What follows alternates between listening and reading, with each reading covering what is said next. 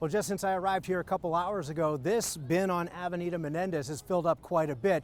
The city says part of the problem is narrow streets and lots of crowds, giving it very, very little time overnight to send those big trucks through to pick up. It's not like tourism's a new thing here. You know, they know this is one of the busiest weeks of the year. Here, there's stuff on the ground, and then there's stuff stacked on top of it. Shane Carmen of St. Augustine is one of several people who've gone to social media lately with photos of overflowing trash bins in the nation's oldest city on recent nights. Right now it doesn't look that bad, but definitely once it hits around 10 p.m. or so, it really starts to pile up. We drove and walked around downtown Tuesday evening talking problem. I don't think it's the employees' fault at all. I think it's just being understaffed. I think a lot of it does blow into the water, which obviously goes to our ocean, so it's certainly not a great outcome. The city tells me there's a growing number of food vendors. Of course, that means more food-based trash.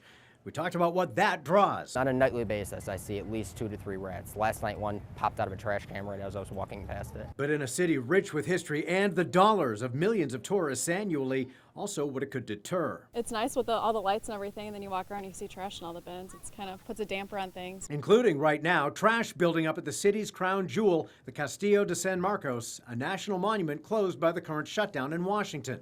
Even St. Augustine city officials aren't clear who, if anyone, is picking up the slack by picking up trash on the grounds.